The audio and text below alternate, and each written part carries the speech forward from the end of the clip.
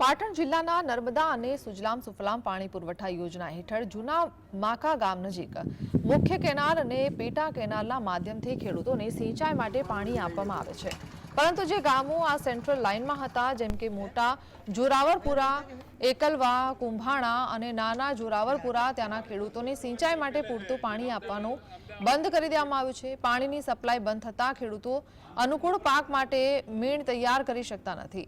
પરિણામે આ ખેડૂતો પોતાના ખેતરોનું વેચાણ કરવા માટે સોલાર કંપનીઓ સાથે જોડાણ કરે છે, કારણ કે તેમને પાણી અને પાક માટે જરૂરિયાત પૂરતું પાણી મળતું નથી અને અન્ય કોઈ વિકલ્પ પણ નથી।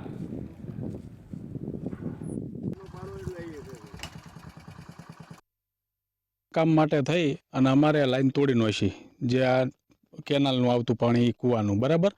હવે આર્થિક રીતે અમને પરેશાન કરે છે। 6 મહિનાથી અમે પિયત વગર બેઠા છીએ બરાબર।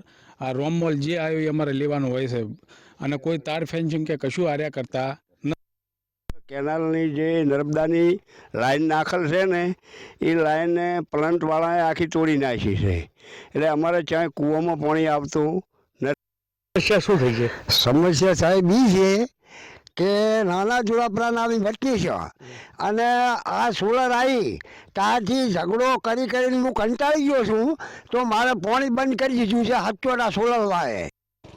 ભારત એક કૃષિ પ્રધાન દેશ છે અને ખેડૂતોના નામે જે રાજનીતિ થઈ રહી છે એ રાજનીતિ કોઈ દેશમાં નથી એટલી મોટી થઈ રહી છે। 2014માં જ્યારે પ્રધાનમંત્રી નરેન્દ્રભાઈ મોદી સત્તા સંભાળી ત્યારે કીધું તો ખેડૂતોની આવક અમે 2020-22માં ડબલ કરીશું, પરંતુ જે સ્થિતિ જોવા જઈએ તો અત્યારે ખેડૂતોને જગ્યાએ ઉદ્યોગપતિઓને વળેલી આ સરકારે ખેડૂતોને બિચારાઓને રસ્તા ઉપર લાવી દીધા છે। ખેડૂતોને સહાયના નામે ઘણી બધી વાતો કરે, પરંતુ જોઈએ જ્યારે ગ્રાઉન્ડ લેવલ ઉપર જઈએ ત્યારે ખેડૂતોની સ્થિતિ બિલકુલ દયનીય હોય છે। આવી જ એક જે કહી શકાય કે પાટણ જિલ્લામાં જે પછાત વિસ્તારો છે, શમી છે, શંખેશ્વર તાલુકા, સાંતલપુર તાલુકા, એ તાલુકામાં જે જમીનો છે જમીનોની હડપ કરવાનું કામ ઉદ્યોગોના જે મોટા ઉદ્યોગપતિઓ છે એમને આપીને આ જમીન હડપવાનું કામ કરે છે। એને લઈને ખેડૂતો બિલકુલ નિસહાય હાલતમાં થઈ ગયા, એમનો રણીધણી કોઈ નથી। સરકાર ખેડૂતોની વાતો કરે છે પણ છતાં જે ખેડૂતો છે બિચારા રસ્તે રઝળતા થઈ ગયા છે।